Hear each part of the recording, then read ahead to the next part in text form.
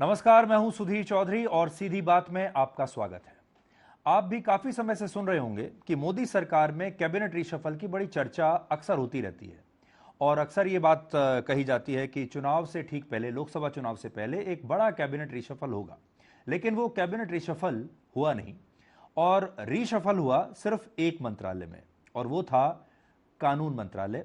जब कानून मंत्री किरण रिजिजू को हटाकर एक नए कानून मंत्री को लाया गया और उनका नाम है अर्जुन राम मेघवाल। Doctor B R. अंबेडकर भारत के पहले कानून मंत्री थे और वो भारत के पहले दलित कानून मंत्री थे, और उनके बाद भारत के इतिहास में यह सिर्फ दूसरी बार हुआ है जब कोई दलित नेता कानून मंत्री बना है। तो अर्जुन राम मेघवाल उस लिहाज से भारत के दूसरे दलित कानून मंत्री हैं। कानून मंत्रालय बहुत महत्वपूर्ण है। सरकार के जुडिशरी के साथ संबंध अक्सर चर्चाओं में रहते हैं। बहुत सारे विषय ऐसे हैं, जैसे कॉलेजियम का विषय हो गया। बहुत सारे विषय ऐसे हैं जहां सुप्रीम कोर्ट और सरकार के बीच बहुत टकराव होता है, और हमारे देश में आप जानते हैं जो जस्टिस सिस्टम है वो भी बहुत स्लो मोशन में चलता है। तो इन सारे विषयों पर बात करने के लिए आज हमारे साथ हैं भारत के कानून मंत्री अर्जुन राम मेघवाल। अर्जुन राम जी, आपका बहुत बहुत स्वागत है सीधी बात में, और हम उम्मीद करेंगे कि आज आप भी बिल्कुल सीधे सवालों के सीधे जवाब देंगे। आभार आपका, हम बिल्कुल सीधा ही देंगे जी। हम वैसे भी सीधे साधे आदमी आप तो जाने जाते हैं सीधी बात करने के लिए। जी जी। तो पहला सवाल मेरा यही है कि आप तो जानते हैं भारत जैसे देश में कानून मंत्रालय बहुत महत्वपूर्ण होता है। इसका अंदाजा आप इस बात से लगा सकते हैं कि डॉक्टर बी.आर. अंबेडकर हमारे पहले कानून मंत्री थे और अब आप 2023 में आप कानून मंत्री हैं। लेकिन मोदी सरकार के कार्यकाल के आखिरी कुछ महीनों में, चुनाव से पहले, आपको लॉ मिनिस्टर बनाया गया है। क्या हम कह सकते हैं कि आप एक एक्सीडेंटल लॉ मिनिस्टर हैं? देखिए, जो आपने शब्द यूज किया इसको तो मैं इंडोर्स नहीं करता, लेकिन मंत्रिमंडल में फेरबदल, किसको क्या काम देना, ये प्रधानमंत्री जी का विशेषाधिकार है। हमने संसदीय प्रणाली अपनाई है और जहाँ जहाँ संसदीय प्रणाली है वहाँ प्रधानमंत्री जी इस संबंध में फैसले लेते रहते हैं। देखिए, जो आपने कहा कि समय कम बचा है, प्रधानमंत्री जी का सोच पहले दिन से ही काम करने का रहता है, और जब तक समय है तब तक काम करने का रहेगा, क्योंकि वो बहुत ऊर्जावान एक प्रधानमंत्री इस देश को मिले हैं। हमारे विभाग में या हमारे मंत्रालय में सबसे बड़ी चुनौती, बहुत सी चुनौतियां मैं आपको इंडिकेट कर सकता हूं, लेकिन सबसे बड़ी चुनौती हमें ऐसा लगता है कि जो मामले लंबित हो रहे हैं उनमें हमें कमी लानी है। हम कैसे कमी लाएं? टेक्नोलॉजी का उपयोग करके, अल्टरनेट कोई मेथड अपना करके, ये हमारे लिए सबसे बड़ी चुनौती है। हम इसको अवसर में बदलेंगे, ऐसा हम आपके साथ सीधी सीधी बात में कह सकते हैं जी। लेकिन आपके पास मुश्किल से 10 महीने से भी कम का समय है, और जो आप कह रहे हैं बैकलॉग, हमारी जो जुडिशरी है वो कई बार ऐसा लगता है कि स्लो मोशन में काम कर रही है। 75 साल का बैकलॉग है। फिगर आपको मैं बताऊं तो 4 करोड़ 80 लाख केस पेंडिंग है। 10 महीने में आप क्या कर पाएंगे? और आपसे जो पिछले कानून मंत्री थे किरण रिजिजू, वो भी यही बात कहते थे, और उन्होंने काफ़ी जुडिशरी के बारे में उसको ठीक करने की कोशिश की। कहीं ऐसा तो नहीं है कि यही बात उनके खिलाफ गई और फिर आपको इसीलिए लाया गया? नहीं, ऐसा नहीं है जी। हमारे न्यायपालिका के साथ संबंध सौहार्दपूर्ण है, जहाँ तक मैं मानता हूँ। और जो आंकड़े आपने दिए, आंकड़े बिल्कुल आपके सही हैं। 4 करोड़ 80 लाख, 85 लाख, इसके आसपास के फिगर हैं हमारे सुप्रीम कोर्ट से लेकर के, हाई कोर्ट से लेकर के, सबोर्डिनेट कोर्ट से लेकर के। लेकिन 10 महीने का समय कम नहीं होता है जी। टेक्नोलॉजी का हम उपयोग करेंगे। जैसे ई कोर्ट हमारा एक प्रोजेक्ट है, इसमें हम तेजी लाएंगे। जैसे ही हम ई कोर्ट में तेजी लाएंगे तो वर्चुअल कोर्ट में और तेजी लाएंगे। तो अभी आपने देखा होगा, ट्रैफिक के पहले मामले कोर्ट में जाते थे, आजकल हम वहीं फैसला कर देते हैं वर्चुअल कोर्ट के माध्यम से। ऐसे हम चेक बाउंस के कई मामले हैं, उनमें फैसला एक साथ कर सकते हैं। ऐसे ही हमारे मोटर व्हीकल एक्ट के कई मामले हैं, उनमें फैसला हम एक साथ कर सकते हैं। Use the technology, artificial intelligence, E court, ऐसी टेक्नोलॉजी यूज करके हम जो पेंडिंग मामले हैं उनको निश्चित रूप से कम करेंगे। ये रेगुलर अगर कैबिनेट रीशफल हुआ होता तो भी बात समझ में आती थी। कोई कैबिनेट रीशफल हुआ नहीं, एक मंत्रालय में बदलाव किए गए और ये मंत्रालय भी बहुत चैलेंजिंग है और आपको लाया गया। आप में ऐसा क्या खास है कि आपको कानून मंत्री बनाया गया? वो तो प्रधानमंत्री जी जाने, मैं इसमें क्या टिप्पणी करूं। लेकिन जो उन्होंने मुझे अवसर दिया या जिन बातों के लिए मुझे लाया गया है उसमें मैं खरा उतरने का प्रयास करूंगा, ये मेरा काम है। क्या हम ये कह सकते हैं कि सरकार के जुडिशरी के साथ संबंध थोड़े खराब हो रहे थे इस दौरान, क्योंकि कानून मंत्री बहुत ज़्यादा बयान दे रहे थे आपसे जो पिछले वाले थे, और उन संबंधों को ठीक करने की आवश्यकता थी, तो आपको इसलिए लाया गया है कि आप थोड़ा सा ठंडा पानी डालें जजों के ऊपर और इस संबंध को सुधारें? नहीं, ऐसा नहीं है सुधीर जी। मैं अगर आपको इतिहास में ले जाऊं, देश आजाद हुआ और पहला एक कानून बनाया नेहरू जी ने, सुप्रीम कोर्ट ने उसको रद्द कर दिया। तो संविधान में तो 8 ही अनुसूचियां थी। सरकार संशोधन लेकर के आई, 9वीं अनुसूची बनाई और कहा कि भूमि सुधार से संबंधित जो कानून होंगे हम 9वीं अनुसूची में डालेंगे और न्यायपालिका इसमें सुनवाई नहीं करेगी। ये विषय नहीं है, विषय जुडिशरी का शुरू से ही है कि हम इंडिपेंडेंट हैं और हम इंडिपेंडेंट बना के रखेंगे जी। थोड़े थोड़े ये बीच में ऐसे विषय आते रहते हैं, लेकिन धीरे धीरे जुडिशरी ने भी इस देश के कानून के विकास में, देश के विकास में महत्वपूर्ण योगदान दिया है। और सरकारों का तो काम यही है, जनता चुनती इसलिए कि उनकी अपेक्षाएं, आकांक्षाएं पूरी हो। इसलिए हम सामंजस्य बनाएंगे, निश्चित रूप से सामंजस्य बनाते आए हम और अब और बेहतर बनाएंगे। लेकिन आप ये भी तो मानेंगे कि जब से हमारे देश में कोलिशन सरकार आनी शुरू हुई, गठबंधन सरकारों का जब से दौर आया, उसके बाद सारे बड़े फैसले सरकार ने नहीं, सुप्रीम कोर्ट ने लेने शुरू कर दिए। सब बड़े फैसले अब सुप्रीम कोर्ट में होते हैं। जुडिशियल ओवररीच उसको हम कहते हैं। हमने लगातार ये बात देखी कि अब जुडिशरी सरकार को बता रही है, सुप्रीम कोर्ट सरकार को ये बताती है कि क्या करना है, आप कहाँ सही हैं, कहाँ गलत हैं। हर कानून जो आप बनाते हैं वो सुप्रीम कोर्ट में चला जाता है, हर फैसला जो आप लेते हैं वो सुप्रीम कोर्ट में चला जाता है। फिर सुप्रीम कोर्ट कभी आपको सही कहता है लेकिन कभी कभी गलत भी कहता है, और ये हमने देखा कि कन्फ्रंटेशन हो रहा था लगातार। आप मानेंगे इस बात को? नहीं नहीं, ऐसा नहीं है जी। मैं बताऊं सुधीर जी, जुडिशियल रिव्यू का पावर संविधान निर्माताओं ने जुडिशरी को ही दिया है। अगर विधायिका का कोई कानून बनाए, संविधान के अनुसार है या नहीं है, ये जज कौन करेगा? जुडिशरी। लेकिन एग्जीक्यूटिव वर्क में आपने कहा कि जुडिशरी का हस्तक्षेप बढ़ रहा है या बढ़ने लगा, आपने जैसे जिक्र किया, ये भी विकास की एक प्रक्रिया है। पीएन भगवती साहब, उन्होंने कहा मैं पोस्ट कार्ड को ही पीआईएल मानूंगा, तो ये विकास ही था ना, जनता तक हम पहुंचे। अब इसको आप जुडिशियल एक्टिविज्म कह दीजिए या एक दौर आता है जी, लेकिन फिर भी हम कहते हैं कि जो सरकार को काम करना वो सरकार ही कर रही है, जो कार्यपालिका को काम करना है वो कार्यपालिका ही कर रही है, जिसको विधायिका को काम करना विधायिका ही कर रही है, जो जुडिशरी को काम करना वो जुडिशरी कर रही है। संविधान सबके ऊपर है। ये जो प्रतियोगिता है कि कौन किसके ऊपर, ये व्यवस्था ही ठीक नहीं है, ये दशा और दिशा भी ठीक नहीं है। आपसे पिछले वाले कानून मंत्री कहते थे कि ये देश जो है वो लोगों की मर्जी से चलेगा, ये देश संविधान से चलेगा। अगर कोई जज ऐसा सोचते हैं कि इस देश को वो चलाएंगे तो उनको गलतफहमी है। वो ये भी कहते थे कि कुछ रिटायर्ड जज अब अपने आप को किसी एक लॉबी में ले जाते हैं और वो एक लॉबी फिर देश के खिलाफ कई बार काम करने लगती है। देखिए, उन्होंने किस परिप्रेक्ष्य में टिप्पणी की मैं उसमें नहीं जाना चाहता, लेकिन इस बात में बहुत दम है कि देश संविधान के अनुसार ही चलता है। सेपरेशन ऑफ पावर, ये हमारे संविधान में ही निहित है। सबकी रेखाएं खींची हुई है, कोई अपनी रेखा पार नहीं करे, ये संविधान ने दिया। संविधान सबसे ऊपर है और हम संविधान के अनुसार ही चलेंगे।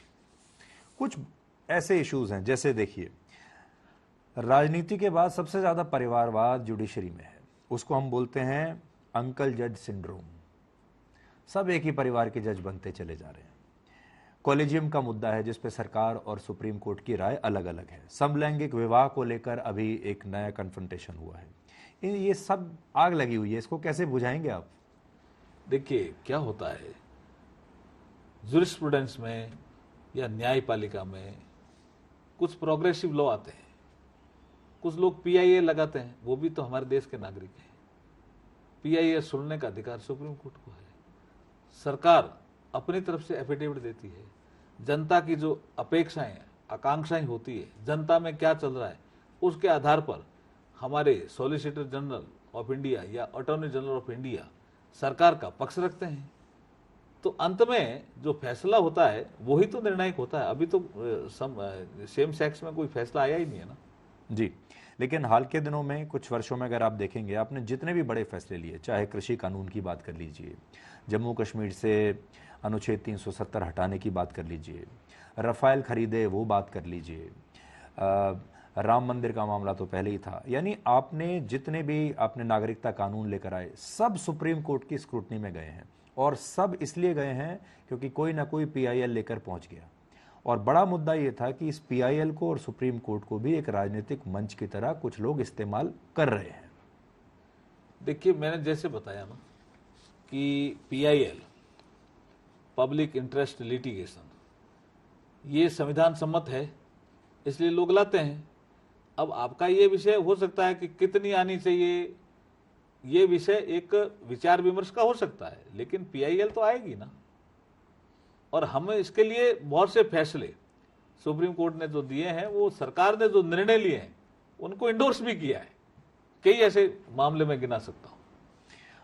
आप इसलिए भी बहुत महत्वपूर्ण पद पर बैठे हैं क्योंकि आजकल यूनिफॉर्म सिविल कोड को लेकर बहुत चर्चा हो रही है और बहुत सारे लोगों का कहना है कि चुनाव से पहले यूनिफॉर्म सिविल कोड आ सकता है।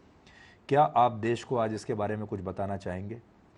देखिए, यूनिफॉर्म सिविल कोड की चर्चा अभी से नहीं हो रही है। जब संविधान बन रहा था ना, तब ये विषय बहुत चर्चा में आया था। और बाबा साहब भीमराव अंबेडकर, जिसका जिक्र आपने किया, उन्होंने कहा भी अब समय है कि इस पे चिंतन करना चाहिए। और उन्होंने तो संविधान सभा के अंदर डिबेट में कहा कि भी बहुत सी जगह क्या सीआरपीसी लागू नहीं है, क्या प्रॉपर्टी एक्ट लागू नहीं है देश में, क्या वो मुस्लिमों पे अलग है, हिंदुओं पे अलग है? ऐसा नहीं है। तो हमें इस दिशा में आगे बढ़ना चाहिए।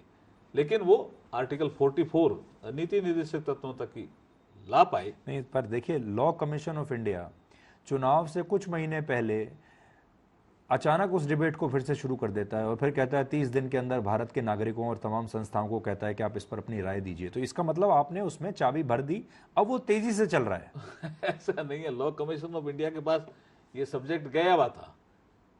नहीं, वो तो हम जानते हैं, 2018 में भी इस पर बात हुई। लेकिन अचानक ऐसा लगता है कि नींद टूटी। अभी कुछ राज्यों ने इसमें तेजी से काम भी किया, जैसे गोवा में तो पहले ही समान नागरिक संहिता है। उत्तराखंड इस दिशा में एक कमेटी बना चुका है जस्टिस देसाई की अध्यक्षता में, उसमें भी काम चल रहा है। राज्य भी लगे हुए हैं। और हमारी लॉ कमीशन ऑफ इंडिया ने अभी ये कहा है कि पब्लिक क्या सोचती है, तो इसको पब्लिक डोमेन में डाल दिया विषय को। स्टेक होल्डर जो हैं वो अपने सुझाव दें, उसके बाद लॉ कमीशन ऑफ इंडिया अपनी रिपोर्ट देगी। चलिए, सीधा सवाल, आप लाएंगे इसको या नहीं लाएंगे चुनाव से पहले? आप लॉ कमीशन ऑफ इंडिया की रिपोर्ट तो आने दीजिए। सरकार की मंशा तो साफ है ना। क्या है मंशा? लॉ कमीशन ऑफ इंडिया की रिपोर्ट आने के बाद, जो लॉ कमीशन ऑफ इंडिया की रिपोर्ट आएगी, उसके बाद स्टेक होल्डर से चर्चा करके सही दिशा में देश हित में फैसला लिया जाएगा। देखिए, सरकार चाहे तो ला भी सकती है, सरकार नहीं चाहे तो नहीं भी ला सकती। आपने बहुत सारे ऐसे काम किए हैं जो कितने 70 साल 75 साल से लटके हुए थे, आपको करना था, आपने कर दिया। ऐसे ये भी एक काम है, अगर आप चाहेंगे तो, अगर इच्छा शक्ति होगी तो आप करेंगे। जो किए हैं वो जनता की मंशा थी, जनता की भावना थी, उसके अनुरूप ही किए हैं।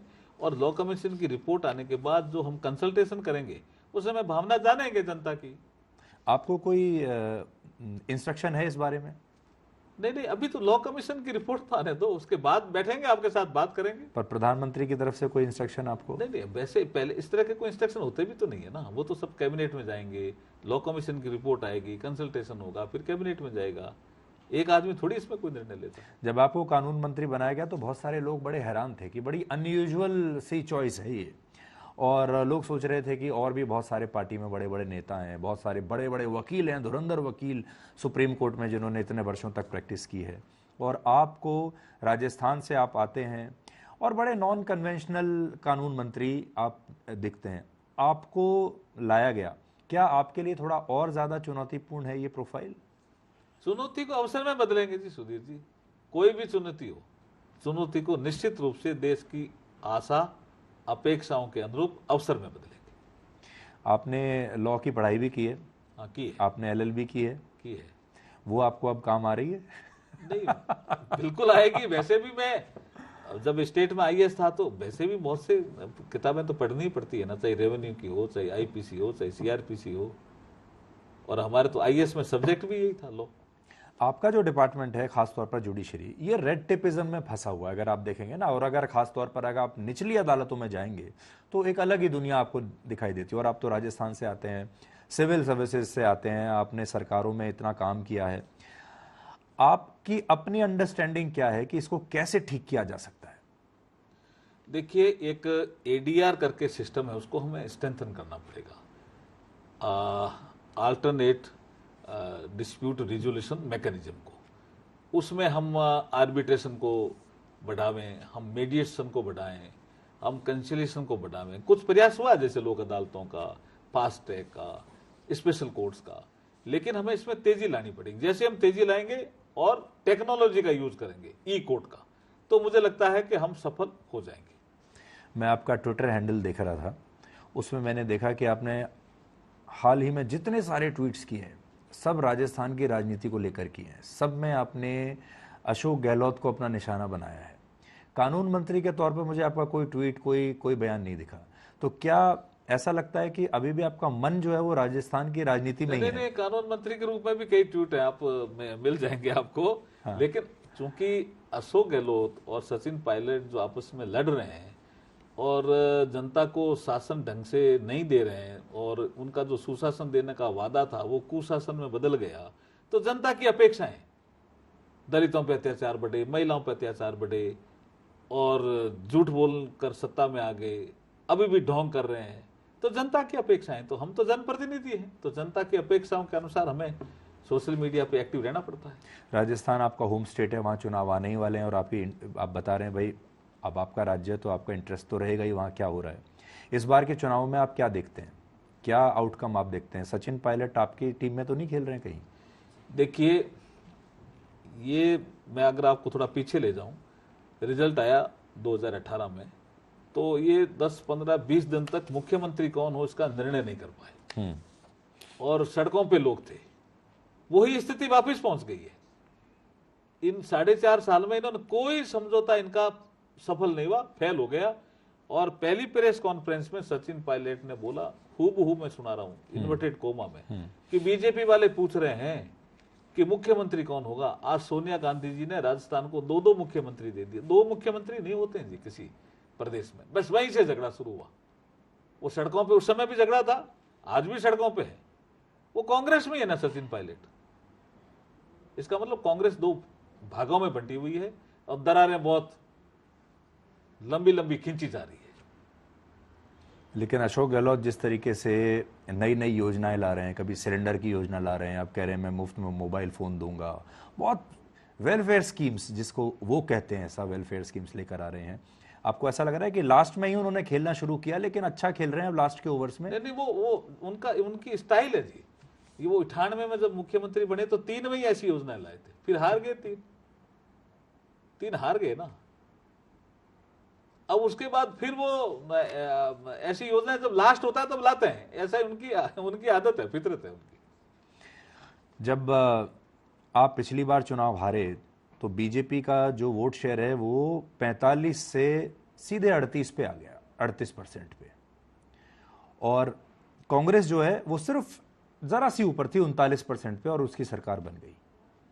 इस बार आपने क्या सोचा है? और सबसे बड़ी बात यह है कि आपके पास मुख्यमंत्री का चेहरा कौन है? हमारे पास प्रधानमंत्री नरेंद्र मोदी जी से बढ़कर कोई चेहरा हो सकता है क्या? वो एकदम सुशासन का चेहरा है, विकास का चेहरा है, और जिस तरह से उन्होंने 9 साल में काम करके देश और दुनिया को दिखाया है, तो सबसे बड़ा चेहरा है हमारे पास। लेकिन राजस्थान में अगर हम देखें तो ऐसा लगता है कि पार्टी वसुंधरा राजे सिंधिया से आगे जाके सोच ही नहीं पा रही है।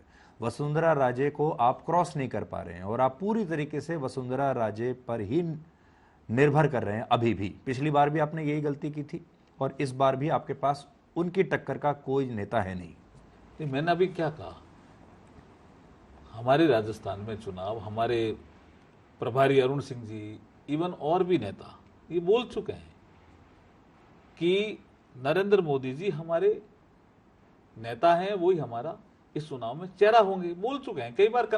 आपकी बात सही क्लियर है, हो गया। पर आप जब हमेशा डबल इंजन की बात करते हैं, हम डबल इंजन की सरकार लाएंगे, डबल इंजन, तो एक इंजन आपका बहुत बड़ा है, हमने मान लिया यहाँ केंद्र में नरेंद्र मोदी, लेकिन राज्य में भी तो कोई छोटा मोटा इंजन आपको चाहिए होगा जी। अब राज्य में जब आपके पास इंजन ही नहीं है, जैसे कर्नाटक हुआ, कर्नाटक में आपने डबल इंजन की बात की, एक इंजन तो आपके पास बहुत बड़ा है, मान लिया वो दिल्ली से चल के जाता है कर्नाटक में, लेकिन कर्नाटक में भी तो इंजन चाहिए आपको। ऐसे ही राजस्थान में वो इंजन आपके पास मिसिंग है। देखिए, हर राज्य की परिस्थितियां अलग अलग होती है। कर्नाटक का भी विश्लेषण हमने खूब किया, मैं वो वहां था, कई तरह की चीजें थी। कर्नाटक और राजस्थान को आप एक जैसा नहीं दे सकता। हम बहुत मजबूत स्थिति में है राजस्थान में, बहुत मजबूत स्थिति में कह रहा हूं। हमारा जो बूथ लेवल का वर्कर, मंडल, शक्ति केंद्र, जिला, प्रदेश बहुत मजबूत स्थिति में, अभी से नहीं है, हम वर्षों से हैं। इसलिए भारतीय जनता पार्टी बहुत मजबूत स्थिति में है राजस्थान में, और इनका कुशासन है, ये दोनों सड़कों पे लड़ रहे हैं। इससे चुनाव हम जीतेंगे। जीतने के बाद इंजन कौन चलाएगा वो संसदीय बोर्ड तय कर देगा। वसुंधरा राजे पर आप बात करने से बच रहे हैं, अवॉइड कर रहे हैं आप? नहीं नहीं, ऐसा कुछ नहीं। वसुंधरा जी अभी अजमेर में जो मीटिंग थी, प्रधानमंत्री जी आए थे, उसमें भी उपस्थित थी। उससे पहले हमारे शिरोई में मीटिंग थी, उसमें भी थी। हमारे राष्ट्रीय नेता हैं, राष्ट्रीय उपाध्यक्ष हैं पार्टी की। 2018 में आपको राजस्थान में किसने हरवाया, फिर क्यों हार गया? देखिए, हार और जीत तो जनता का फैसला है ना, इसलिए हम मजबूती से फिर खड़े हुए हैं। जनता के बीच में जाएंगे। लोकतंत्र में जनता के बीच में जाना पड़ता है, और मैं निश्चित कह रहा हूं जी, ये चुनाव हम जीत रहे हैं। 2023 का जो विधानसभा का चुनाव है राजस्थान में, हम जीत रहे हैं। मैं मोदी सरकार के 9 साल पर आता हूं। आप तो लगातार जुड़े रहे हैं सरकार से। 9 साल की जो उपलब्धियां हैं वो तो सरकार बता ही रही है, आप भी बता रहे हैं, सरकार के सारे मंत्री बता रहे हैं, लेकिन आपको ऐसा नहीं लगता कि ये जो पूरी सरकार है ये हेवीली सिर्फ एक आदमी पर, एक इंजन पर आधारित है? वो इंजन अगर फायर करता रहेगा तो आपकी सब गाड़ी चलती रहेगी, वो इंजन अगर फायर नहीं करेगा या थोड़ा सा भी कमज़ोर हुआ तो गाड़ी रुक जाएगी। ये हमने कर्नाटक में भी देखा, ये हमने हिमाचल प्रदेश में भी देखा, और धीरे धीरे आपने देखा होगा 2017 के बाद से विधानसभा चुनावों में राज्यों में बीजेपी की जो संख्या है वो अब कम होती जा रही है। देखिए, ऐसा है, मैं लोकसभा में कई लोगों के भाषण सुनता आया हूं, और सभी दलों के लोगों के एक चीज में वो कॉमन है कि कोई पॉलिटिकल पार्टी तभी उन्नति कर सकती है जब उसका नेता ठीक हो, उसकी नीति ठीक हो, और उसकी नीयत ठीक हो। हमारे पास नेता भी ठीक है, उनकी नीति भी ठीक है, और नीयत भी ठीक है, इसलिए हम ग्रो करते ही जाएंगे, चिंता मत करो आप। कर्नाटक के चुनाव से और हिमाचल प्रदेश के चुनाव से एक सीख मिलती है। आपका जो कोर वोटर है, जिसको आप समझते थे कि हिंदुत्व के नाम पर हमारा जो कोर वोटर है बीजेपी का पुराना, वो आपको छोड़कर जा भी सकता है। पहली बात तो ये समझ में आती है। दूसरी बात ये समझ में आती है, अगर आपका दूसरा इंजन फायर ना करे, मतलब जो राज्य वाला इंजन है, राज्य की सरकार ठीक से काम ना करे, तो ये हिंदू वोटर आपको छोड़कर जा सकता है। तीसरी बात यह है कि जो माइनॉरिटी वोटर है, जो बीजेपी के खिलाफ वोट करता है, वो कंसोलिडेटेड है और वो आपके खिलाफ ही रहेगा, चाहे आप उनके लिए कितनी भी वेलफेयर योजना ले आओ, वो आपको सेकुलर नहीं मानता। देखिए, आप बात कर रहे हो वोटिंग पैटर्न या वोटिंग बिहेवियर की। कभी ये सिद्धांत हेराल्ड लास्की ने दिया था, और नेहरू जी उनको यहाँ लाए थे, और संविधान जब बन रहा था उससे पहले बैठकें होती थी, तो उस बैठकों में रहते थे लास्की। वोटिंग बिहेवियर, उसका अध्ययन अगर किसी ने किया है सबसे ज्यादा इंडिया में जो पॉलिटिकल पार्टी है, उसमें भारतीय जनता पार्टी ने सबसे ज्यादा वोटिंग बिहेवियर का अध्ययन किया है। इसलिए हम वोटिंग बिहेवियर का अध्ययन करते रहते हैं, और उसके अनुसार हम करेक्शन करते रहते हैं। पार्टी ऐसी थोड़ी आगे बढ़ी है। आज जिस मुकाम पे पार्टी खड़ी है, तो जिस तरह की ठप्पा लगाने की बात लोग करते हैं, जो आपने अभी कहा, north Indian party, vegetarian party, ये ठप्पे तो हमारे पे लगते रहे ना। हिंदू नेशनलिस्ट पार्टी, ये ठप्पे तो हमारे, राष्ट्रवादी पार्टी तो होनी चाहिए ना। ये ठप्पे लगते रहे। राष्ट्र पे अभिमान हो, स्वाभिमान हो, ये तो होना ही चाहिए, हर नागरिक का भी होना चाहिए। भारत माता की जय बोलने में किसी को शर्म आती है, वंदे मातरम कहने में भी किसी को शर्म आती है, तो वो फिर भारत में पॉलिटिक्स क्यों करता, कहीं और करे जा करके। व्हाइट हाउस में एक ही सवाल पूछा जाना था प्रधानमंत्री मोदी को, जब जॉइंट प्रेस कॉन्फ्रेंस हो रही थी राष्ट्रपति बाइडेन और प्रधानमंत्री मोदी की, और एक सवाल जो पूछा जाना था, वो सवाल जो पूछा गया वो था कि भारत में मुस्लिम और अल्पसंख्यक सुरक्षित नहीं हैं और उनकी सुरक्षा के लिए भारत सरकार क्या कर रही है। यानी इसका मतलब वो जो ठप्पा आप बता रहे हैं, जिसकी बात कर रहे हैं, उसका अंतर्राष्ट्रीयकरण हो चुका है और उस ठप्पे को लोग स्वीकार करने लगे हैं कि यही सच्चाई है। प्रधानमंत्री जी ने शानदार जवाब दिया जी, वो आपके सबके सामने, और कितनी तालियां बजी, पूरे संसार ने देखा। इसलिए सच्चाई जो सवाल पूछ रहे हैं उनमें नहीं है, सच्चाई ये है कि सबका साथ सबका विकास हमारा जो खाली नारा नहीं है, हमारे काम करने का मूल मंत्र भी है। लेकिन आप इसको, बहुत सारे लोग इसको टूल किट का भी नाम देते हैं और ये भी कहते हैं कि भारत के खिलाफ या मोदी जी के खिलाफ एक कैंपेन है। अब इसको आप और बारीकी में जाइए। एक पत्रकार अमेरिका की जो इंडो अमेरिकन है, मतलब भारतीय मूल की पत्रकार हैं, उनका नाम है सबरीना सिद्दीकी। वो भारत नहीं आई कभी, लेकिन भारतीय मूल की हैं और मुस्लिम हैं। उस पत्रकार को चुना जाता है कि वो व्हाइट हाउस में खड़ी होकर प्रधानमंत्री मोदी से ये सवाल पूछें, और वो पूछ भी लेती हैं। इसका मतलब ये टूल किट कहीं ना कहीं सफल हो रहा है, चल रहा है काम। देखिए 2014 में जब रिजल्ट आया था ना, तो 16 मई को रिजल्ट आया था। गार्जियन 18 मई में क्या लिखता है, वो तो आपके सबके ध्यान में, आपने पढ़ा भी होगा ना, कि फाइनली वी लेफ्ट इंडिया। कुछ ऐसे लोगों को लगता है कि राज करना हमारा अधिकार था, प्रधानमंत्री बनने का हमारा हक था या हमारा अधिकार था। ये नरेंद्र मोदी जी कहां से आ गए? वो गार्जियन ही लिखता है कि ये गरीब परिवार से है, गार्जियन ही लिखता है कि ये अंग्रेजी इतनी नहीं जानते हैं जितने पहले वाले प्रधानमंत्री जानते थे, लेकिन गार्जियन ही न्यू इंडिया की बात करता है, और गार्जियन ही कहता है देश की आशाओं और अपेक्षाओं के अनुरूप जो ये व्यक्ति उभर करके आए हैं नरेंद्र मोदी नाम के, ये नया भारत जैसा जो कल्पना जो प्रधानमंत्री जी बोलते हैं, और जिस तरह से तेजी से 9 सालों में विकास हुआ है, अभी भी कुछ लोगों को अपच हो रहा है कि ये गांव का आदमी कहां से आ गया, ये इंटीरियर का आदमी कहां से आ गया, ये कॉन्वेंट स्कूल में पढ़ा हुआ नहीं है, फिर भी ये प्रधानमंत्री जी कैसे बन गए। ये जो प्रॉब्लम है ना, वो सब उसी का हिस्सा है और कुछ नहीं है। इस प्रॉब्लम से आप भी क्या अपने आप को एसोसिएट करते हैं? देखिए, आपने भी इस समस्या को फेस किया होगा। आप भी पारंपरिक परिधान पहनते हैं, धोती कुर्ता पहनते हैं, राजस्थानी पगड़ी लगा कर रखते हैं, देसी आदमी हैं, हिंदी में बात करते हैं, ऑक्सफोर्ड कैम्ब्रिज में पढ़कर नहीं आए हैं, बहुत बड़े परिवार से, अंग्रेजी स्कूल से भी पढ़कर नहीं आए हैं। आपको कई बार ऐसा लगता है कि जब आप इस तरह के परिधान में और हिंदी भाषा में बात करते हैं, लोग आपको कम सीरियसली लेते हैं और एक हार्ट बर्न, ईर्ष्या भी होती है कि ये उस क्लब में आप मिसफिट हैं? खैर ये कई तरह का अनुभव है, उसके लिए अलग से बैठेंगे, मेरे तो ऐसे कई अनुभव हैं। लेकिन मैं अभी आपके मूल प्रश्न पे आता हूं कि अभी भी कुछ लोग, प्रधानमंत्री नरेंद्र मोदी जी 2 बार जीत गए, 2014 में जीत गए, 19 में जीत गए, 14 से ज्यादा, 19 में ज्यादा मतों से जीत गए, और डेवलपमेंट और गुड गवर्नेंस देकर के जीत गए, देश का मान और सम्मान बढ़ा करके जीत गए, फिर भी कई लोगों को अभी पच नहीं रहा, यही प्रॉब्लम, स्वीकार्य नहीं है। और उसमें देखिए सबसे बड़ा नाम लेटेस्ट, बराक ओबामा एक इंटरव्यू देते हैं और कहते हैं, सलाह देते हैं बाइडेन को कि आपको भारत में जो धार्मिक आज़ादी कम हो रही है, माइनॉरिटीज़ जो खतरे में हैं, उन्हें ये मुद्दा मोदी जी के सामने उठाना चाहिए, और अगर मोदी जी ने इस पर ध्यान नहीं दिया तो भारत खंडित हो जाएगा, एक दिन भारत टूट जाएगा। एक पूर्व राष्ट्रपति कह रहा है, वो राष्ट्रपति जो खुद जब भारत आया तो बोलता था Modi ji is my best friend. देखिए उन्होंने क्या कहा और किस संदर्भ में कहा वो जाने। बहुत से ऐसे लेख हैं, बहुत से ऐसे लोग हैं, और वो जो मिडिल ईस्ट के भी हैं, वो कहते हैं जितने ज्यादा आरामदायक अल्पसंख्यक भारत में रहता है, इतना कहीं नहीं रहता। वो भी तो है ना विषय, दोनों की एक साथ तुलना करके बहस होनी चाहिए ना। किसी ने लिख दिया तो उसी को ही सही क्यों माने? और भी बहुत से लोग कह रहे हैं, अध्ययन करके कह रहे हैं। अब आपके दूसरे पॉइंट पर हम आते हैं, भारत का विपक्ष और भारत के वो लोग जो ये कहते थे कि सत्ता पर तो हमारा अधिकार है, ये लोग कहां से आ गए बीच में। पूरे विपक्ष को एकजुट लाने की कोशिश हो रही है।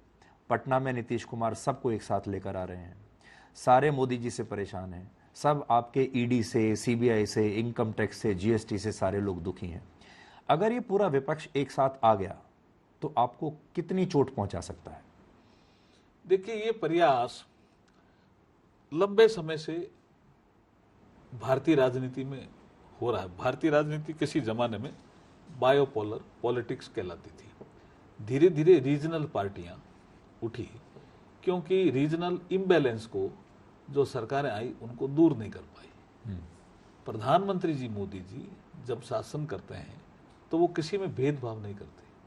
अगर 60-40 रेशो में राशि देनी है तो 60-40 रेशो में राशि जाएगी, कोई वोट हमें दें चाहे नहीं दें। ये रीजनल इम्बैलेंस को सबसे ज्यादा किसी ने टच किया या ठीक किया है तो प्रधानमंत्री मोदी जी ने किया है। अब इनको क्या प्रॉब्लम हुई कि ये तो लगातार पॉपुलर हैं, इनकी योजनाएं भी सफल हैं, ये देश में भी सम्मान पा रहे हैं और विदेश में भी सम्मान पा रहे हैं। 24 में अगर कुछ लोग थोड़े एज हो गए हैं, उन्होंने देखा 24 हाथ से निकल गया, तो 29 में हमारी स्थिति पता नहीं राजनीति करने लायक रहेगी या नहीं रहेगी।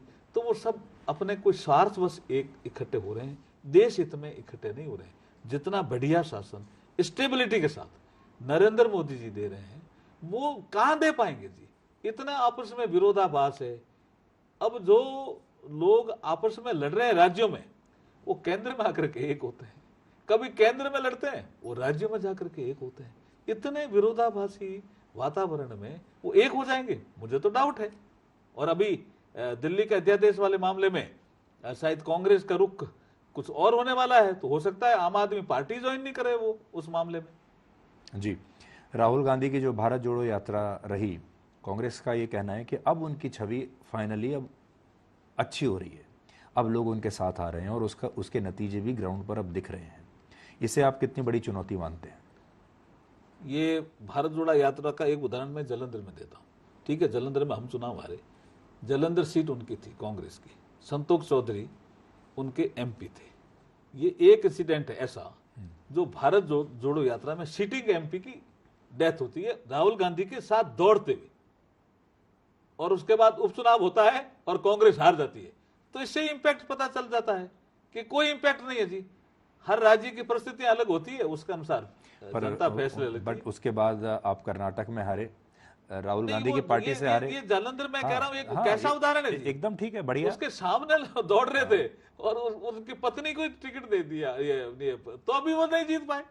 बट कर्नाटक क्या जीत इम्पैक्ट गए, था? हिमाचल जीत गए। भारत जोड़ो यात्रा का क्या इम्पैक्ट है? और उसके बाद विदेश में जाकर के जो आलोचना की देश की, वो इम्पैक्ट तो वैसे ही खत्म हो गया उनका। विपक्ष जो इकट्ठा हो रहा है सारे नेता, उसमें ईडी का बहुत बड़ा योगदान है, सीबीआई का, इनकम टैक्स का, ये बहुत बड़ा योगदान है। और ये सारे जो डिपार्टमेंट हैं और ये जो मामले चल रहे हैं कहीं ना कहीं आपके विभाग से ही संबंधित हैं, फाइनली आपके के पास आएंगे, अदालत में आएंगे। तो आप क्या मानते हैं कि ये सरकार ईडी को एक हथियार की तरह इस्तेमाल कर रही है सारे विपक्षी नेताओं के खिलाफ? क्या ईडी हमने बनाया? सीबीआई हमने बनाया? अगर कोई गलत काम करेगा तो फेस करना पड़ेगा। अब ये समझते हैं कि भ्रष्टाचारियों के खिलाफ भी कार्रवाई नहीं हो, ऐसे तो कैसे होगा? ये तो होगा नहीं। आपको कोई तकलीफ है तो कोर्ट में जा सकते हो, हायर लेवल पे अपील कर सकते हो, अपीलेट अथॉरिटी मौजूद है। ये सब बनाए हुए पहले से ही है, को हमने बनाए हैं क्या? हाँ, काम सब अच्छा करें, ये नरेंद्र मोदी जी का नहीं। लेकिन आरोप ये लगता है कि जैसे ही कोई भ्रष्ट नेता अगर बीजेपी में आ जाए तो फिर वो वॉशिंग मशीन में धुल जाता है, फिर उसके खिलाफ कुछ नहीं होगा। सबके खिलाफ कार्रवाई होती थी, ऐसा कुछ नहीं है। वो तो गलत आरोप लगाते हैं, वो झूठा आरोप है। आप कोई बता दीजिए मुझे हाल ही में कई उदाहरण लिस्ट दे दूंगा जी, आपको लिस्ट ही दे दूंगा। कार्रवाई रुकती नहीं है जी। हाँ, समय लगता है, कार्रवाई रुकती नहीं।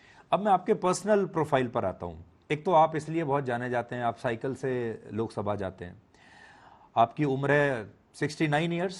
हाँ, 69, अब 70 में प्रवेश समझ लो। अब आप 70 में प्रवेश हो गए और अभी भी आप साइकिल चला के जाना चाहते हैं। इसके पीछे सिर्फ फिटनेस है या इसके पीछे ये भी है कि आप जानते हैं कि अगर मैं साइकिल पे जाऊंगा तो थोड़ी ज्यादा कवरेज मिलेगी, फोटो वोटो अच्छी छपेंगे? बड़े उद्देश्य के लिए जा रहा हूँ। कार्बन एमिशन को कम करना हमारा उद्देश्य होना चाहिए और भावी पीढ़ी को हम धुआं रहित वातावरण दें। ये हमारा उद्देश्य होना चाहिए। पेरिस एग्रीमेंट का भी ये भाग है, सो मोटो एक्शन लें, हम कुछ काम करें, ये हमारा कर्तव्य भी है। कोई उस कवरेज का विषय नहीं है। कवरेज का विषय तो एक दिन का हो सकता है।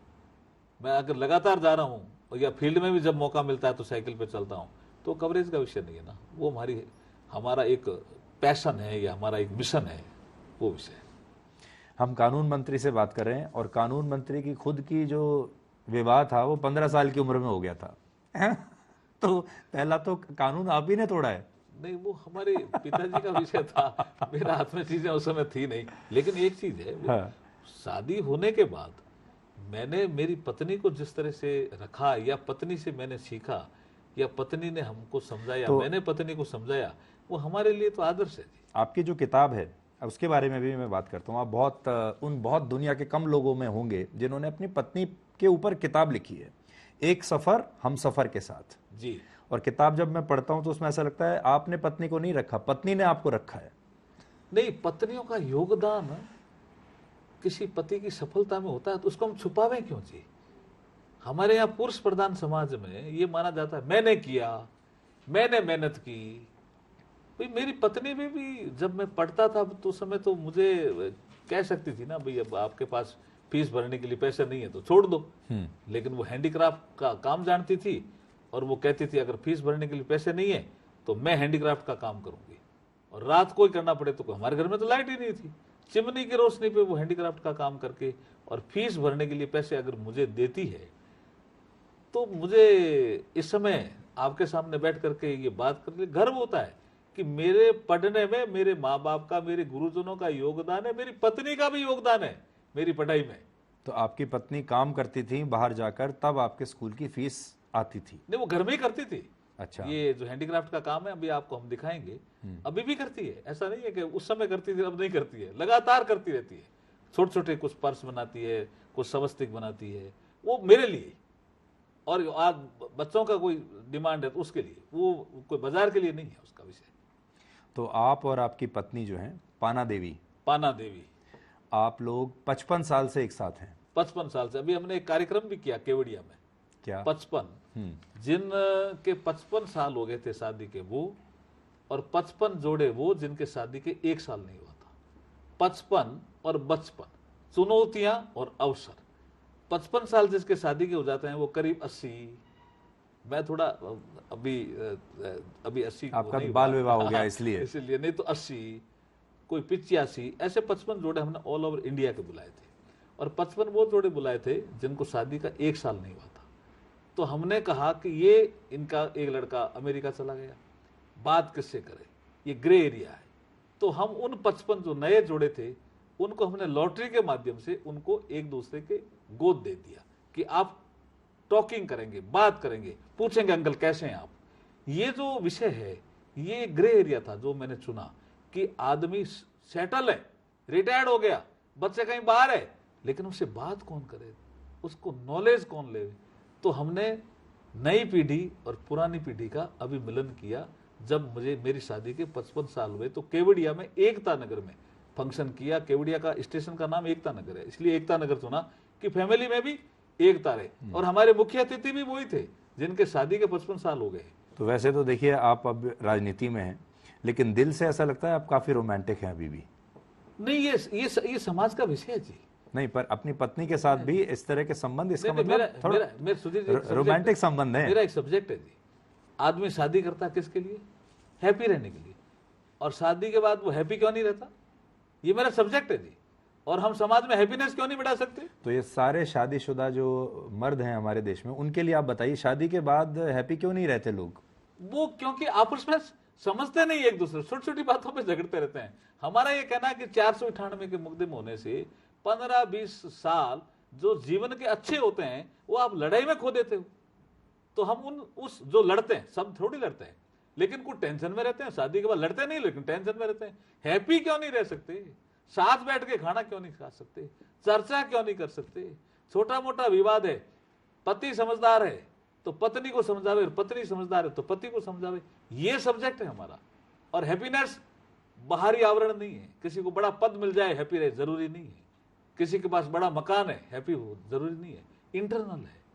तो हम वर्कशॉप भी करते रहते हैं, हम इसके सेमिनार भी करते रहते हैं और बड़े बड़े सेमिनार भी किए हमने। एक सिलीगुड़ी में बहुत बड़ा सेमिनार किया हमने भी हैप्पी कैसे रह सकता आदमी।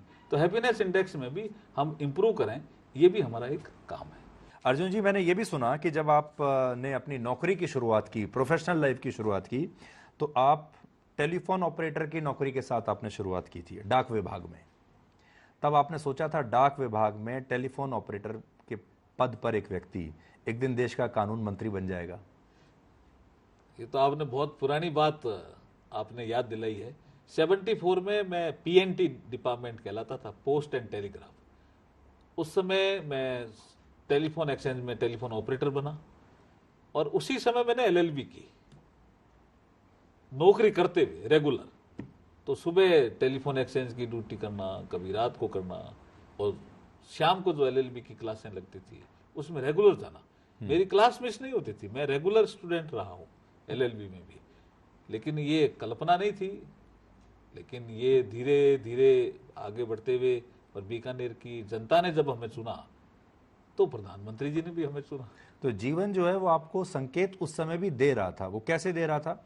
जब आप डाक विभाग में थे तो वहां कर्मचारी यूनियन में आपने राजनीति शुरू कर दी थी, वहां भी आप नेता बन गए थे। हाँ बिल्कुल, मैं एक डिवीजन होता था हमारा, उसमें मैं all India telephone traffic association का जनरल सेक्रेटरी बन गया था। तो मतलब नेता बनने के गुण आपके अंदर तभी से थे। उस समय मुझे लगा कि भाई कुछ लोग मुझे नेता बना रहे हैं, कुछ मैं एलएलबी कर रहा था तो कुछ मुझे अलग संबोधन से भी पुकारते थे वहां के। आपको वकील साहब कहकर बुलाते थे?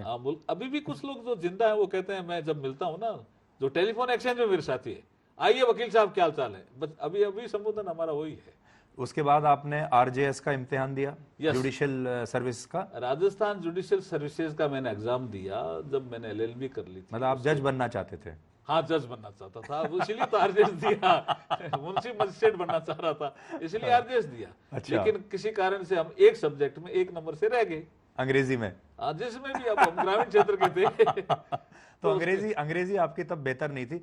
अंग्रेजी ना जानने का आपको कोई नुकसान हुआ या कोई मलाल होता है कि भाई मेरी अंग्रेजी वैसी नहीं है जैसी ऑक्सफोर्ड या कैम्ब्रिज वालों की होती है, फर्राटेदार, और अंतर्राष्ट्रीय स्तर पर लोग उन्हीं को पढ़ा लिखा मान लेते हैं? कोई हीन भावना नहीं है जी मेरे में। ठीक है, मैं जब 6ठी क्लास में था मैंने एबीसीडी सीखी। कुछ लोग पहली क्लास में सीखते होंगे ना, हम रूरल एरिया के थे तो हमें 6th क्लास में ही एबीसीडी सिखाई गई, तो वो गैप तो रहेगा, लेकिन कोई मलाल नहीं है जी, अंग्रेजी में भी कोई कमी नहीं है। अब आरजेएस में उस समय महसूस हुआ, लेकिन मैंने दूसरे साल ही आरएएस दिया, उसमें पास हो गया और पीसीएस बन गया और उसके बाद आईएएस भी बन गया। तो देखिए, जिंदगी तब भी आपको ये संकेत दे रही थी कि आपको जज नहीं बनना है, आपको एक दिन आगे चलकर कानून मंत्री बनना है। ओह, थैंक यू। कुछ संकेत तो था, ऐसा लग रहा है। लेकिन कभी आपको ऐसा लगता है कि जब आप किसी ऐसे व्यक्ति से, जुडिशरी में तो देखिए सब अंग्रेजी में ही चलता है, फर्राटेदार अंग्रेजी में, जब आप किसी ऐसे व्यक्ति से मिलते हो जो सिर्फ अंग्रेजी में ही सोचता है, अंग्रेजी में ही बात करता है, अंग्रेजी फिल्में देखता है, अंग्रेजी अखबार पढ़ता है, बड़े बड़े पत्र पत्रिका लेख पढ़ता है, ऐसे लोगों से जब आप मिलते हैं तो कभी कभी आपको कोई डिस्कनेक्ट महसूस होता है? और काम भी उन्हीं से करवाना है। नहीं, ऐसे कई बार, जब मैं फाइनेंस में था तो ऐसा हुआ भी, एक बार कभी हम कॉन्फ्रेंस में चले गए तो ऐसा हुआ, लेकिन हमने कहा भी हमारी भाषा है, हम हमारी भाषा में बात करेंगे। और प्रधानमंत्री जी ने तो ये सब कुछ सिखाई दिया ना कि आप अपनी भाषा में बात कर सकते हैं। अब जुडिशरी में भी हम कह रहे हैं कि जो भारतीय भाषाएं हैं उनमें जजमेंट उपलब्ध हो, ताकि रीच हो जी जनता के पास। खाली अंग्रेजी में उपलब्ध होगा जजमेंट, ये अंग्रेजी की किताबों में भी होगा, तो सब जगह रीच नहीं होगा। इसलिए भारतीय भाषाओं में भी जो निर्णय है उनकी रीच हो। आज भी अगर आप देखिए, आप ही के डिपार्टमेंट में अगर आप हाई कोर्ट या सुप्रीम कोर्ट का कोई जजमेंट उठाकर पढ़ेंगे तो आपको पहले डिक्शनरी साथ में रखनी पड़ेगी। पहली बार में तो समझ में ही नहीं आएगा आपको क्या लिखा है, ऐसी क्लिष्ट अंग्रेजी में ऑर्डर लिखे जाते हैं। लेकिन इसमें अब सुधार धीरे धीरे, चीफ जस्टिस ऑफ इंडिया भी चाहते हैं कि भारतीय भाषाओं में धीरे धीरे काम इसमें आगे बढ़े। आपके बारे में मैंने ये भी सुना है कि आप बहुत ही इनफॉर्मल व्यक्ति हैं और जैसे हैं वैसे ही हैं, बहुत सिंपल हैं। बाद में कई बार प्रधानमंत्री ने भी आपको बताया कि भाई अब आप मंत्री बन गए हैं, अब आप थोड़ा सा प्रोटोकॉल का ध्यान रखिए, अब आप बहुत बड़े आदमी हैं। मैं जैसा हूं वैसा हूं, बात ठीक है, लेकिन जब मंत्री की जो दायित्व है उनके अनुसार तो काम करना ही पड़ता है, और प्रधानमंत्री की सलाह तो माननी ही पड़ती है, वो हमारे लिए निर्देश ही होते हैं। जी, पर आपको कभी कोई बंधन महसूस होता है कि अभी नहीं, ऐसा मंत्री बनने के बाद एक प्रोटोकॉल से आदमी घिर जाता है? देखिए, प्रधानमंत्री जी का जो निर्देश होता है वो कहीं ना कहीं सीख ही देता है हमें तो अच्छा लगता है। अब बिल्कुल आखिरी दौर में हम हैं, चुनाव होने ही वाले हैं। आपको चुनाव से ठीक पहले इतनी बड़ी जिम्मेदारी मिली है। आप कानून मंत्री के तौर पर और फिर आप राजस्थान के नेता भी हैं। आपको ऐसा लगता है कि आपका कोई चांस बनता है राजस्थान में मुख्यमंत्री बनने का? ये हमारा विषय नहीं है, ये हमारे संसदीय बोर्ड का विषय है और वही जवाब देंगे। हमारा कोई विषय नहीं, हमें जो काम दिया जाएगा हम करेंगे। और आप बनना चाहेंगे? नहीं, हमारा विषय ही नहीं है ना। जो विषय हमारा नहीं, उस विषय में जाना नहीं, उस विषय पर चर्चा नहीं करनी। और कई बार बोल चुके हैं हमारे जो प्रदेश के प्रभारी इस विषय पे, कई सिर्फ संसदीय बोर्ड का विषय है। अब लोकसभा चुनाव जब होगा, उनके नतीजों पर आपका अपना प्रेडिक्शन क्या है? क्या दोबारा आपकी सरकार आएगी, उस सरकार में दोबारा आपको मंत्री बनने का मौका मिलेगा, या इस बार किसी और की सरकार आ जाएगी, या बीजेपी भी अगर आएगी तो उतनी मजबूती के साथ नहीं आएगी? कैसे देखते हैं आप? नहीं, मुझे लगता है ज्यादा मजबूती से आएगी। मैं तो साउथ में जाता हूँ, साउथ में बीजेपी का ग्राफ बढ़ रहा है। ये जो योजनाएं हैं, जो साउथ में आप सबसे मजबूत कर्नाटक में थे, वहीं आप उखड़ नहीं, पर ग्राफ बढ़ रहा है हमारा वहां वोट परसेंटेज हमारी कम नहीं हुई इतनी विपरीत परिस्थिति में भी। देखिए, साउथ में पांडिचेरी में मैं था, पहली बार हम 6 एमएलए जीत के लाए। तमिलनाडु में हमारा ग्राफ बढ़ रहा है, हमारा ग्राफ लगातार बढ़ रहा है। और उत्तरी भारत में तो कहना ही क्या है। इसलिए मुझे लगता है कि उत्तर, दक्षिण, ईस्ट और वेस्ट हम और मजबूत स्थिति से 2024 में आएंगे और प्रधानमंत्री मोदी जी तीसरी बार प्रधानमंत्री बनेंगे। कितनी कितनी सीट आप सोचते हैं आएंगी? अब सीट का विषय मैं कोई ज्योतिष में बिलीव नहीं करता हूं, लेकिन मुझे लगता है सीटें जो 2019 थी ना, उससे ज्यादा आएगी। जब आप कानून मंत्री बने तो उसके बाद आपकी चीफ जस्टिस ऑफ इंडिया से भी मुलाकात हुई होगी, बाकी लोगों से भी मुलाकात हुई होगी। ये मुलाकात कैसी रही? और इसमें आपको ऐसा लगा कि कोई ऐसा इशू था जिसमें आपके तुरंत कार्रवाई की आवश्यकता थी, आपके अटेंशन की ज़रूरत थी? देखिए, ये शिष्टाचार मुलाकातें होती है और अभी वैकेशन चल रहा है। मेरी हुई मुलाकात चीफ जस्टिस ऑफ इंडिया से, निश्चित रूप से हुई और बहुत अच्छी मुलाकात हुई। अभी एक हम झारखंड के हाईकोर्ट बिल्डिंग के उद्घाटन के समय भी हम साथ थे। अभी हम 28 तारीख को जो जम्मू में हाईकोर्ट की बिल्डिंग का शिलान्यास होगा तब भी साथ हैं। मुलाकात भी होती है, चर्चा भी होती है और निश्चित रूप से हम जो संविधान के अनुसार जो हमारे पास मैंडेट है उसके अनुसार काम करने के लिए हम हमारी भूमिका तय कर रहे हैं और लगातार करते रहेंगे। आपने देखा होगा झारखंड में राष्ट्रपति मुर्मू ने चीफ जस्टिस ऑफ इंडिया को कुछ नसीहत भी दी थी और कहा था कि न्याय जो है वो टोटलिटी में होना चाहिए। नहीं, उसके बाद हमारी भी चर्चा हुई है कई जगह पे। उन्होंने ये कहा कि जैसे कोई फैसला आ गया, उस फैसले के बाद इम्प्लीमेंटेशन में देरी क्यों होती। ऐसे राष्ट्रपति जी का अपना एक अच्छा सुझाव था, अच्छा इनपुट था, हम उस दिशा में काम भी कर रहे हैं। How are you different from others as a law minister? I can't say now. पर तो भी आपने अपना कुछ, आपका अलग रोड मैप है, आपका व्यवहार अलग है, आपकी रणनीति अलग है। कैसे आप अपने आप को डिफाइन हर करेंगे? आदमी अलग होता है जी। आदमी आंखों से, चेहरे से, कद काठी से, विचारों से भी अलग होता है। संसार में जितने आदमी है हर आदमी अलग होता है, इसलिए ये जो अलग विशेषता है वो तो रहेगी, लेकिन संविधान के अनुसार हमारे काम करने की ड्यूटी है, उसमें हम पाबंद रहेंगे।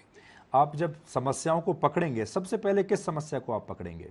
जुडिशरी के साथ आपके संबंध, जो फ्रिक्शन को लेकर, किन मुद्दों को लेकर फ्रिक्शन है, जैसे कॉलेजियम जैसे मामले, या फिर जो जस्टिस हो रहा है उसका जो स्लो मोशन है उसको लेकर सबसे बड़ी समस्या आप कहां से करेंगे? देखिए, आपने सब बताई, ये सब चुनौतियां हैं देश में, हमारे सिस्टम की भी है, और लेकिन सबसे बड़ा विषय जो हम पकड़ रहे हैं या पकड़ेंगे, आपके माध्यम से भी कहना चाहता हूं कि जो पेंडिंग केसेज हैं उनकी संख्या हम कम करना चाहते हैं। ये सबसे बड़ा विषय। अब उसमें सारे जो टेक्नोलॉजी का यूज, ये सामंजस्य, ये चर्चाएं, ये सेमिनार, ये सब आ जाते हैं उसमें। जब एक विभाग में एक व्यक्ति से वो दूसरे व्यक्ति पर जाता है तो हैंडओवर दिया जाता है। एक आप पुराने कानून मंत्री से मिले भी थे जब आपने प्रभार संभाला, किरण रिजिजू से, किस प्रकार का हैंडओवर आपने लिया उनसे? उन्होंने कोई राय दी आपको? बिल्कुल दी राय, निश्चित रूप से मैं मिला, एक बार नहीं 2 बार मिला हूं, दोनों बार चर्चा की, अच्छी चर्चा हुई हमारी। क्या क्या कहा उन्होंने? उनका मार्गदर्शन मिलता रहेगा हमें, हमारे सीनियर है वो। और प्रधानमंत्री से अगर आपको कोई ब्रीफिंग मिली इस बारे में, कैसे काम प्रधानमंत्री जी करना तो है? हमारे सरकार के मुखिया है ही, उनका लगातार मार्गदर्शन मिलता रहता है और मिलेगा भी। अगली बार अगर आपकी सरकार बनी और आपको दोबारा से कैबिनेट बनेगी में, जी 24 में पक्की बनेगी। चलिए मैंने मान लिया, और आपको कैबिनेट में दोबारा शामिल किया जाता है, तो आपका प्रिय मंत्रालय कौन सा ये होगा? मेरा काम ही नहीं है ना, ये प्रधानमंत्री जी का विशेष अधिकार है। पर आपको सबसे ज्यादा मजा कहाँ काम करने में आया? अब आप हर जगह। कानून में, वित्त मंत्रालय में, हर जगह, पानी वाले विभाग में, हर जगह, हर जगह जहां हो आदमी काम करे, हर जगह आनंद है।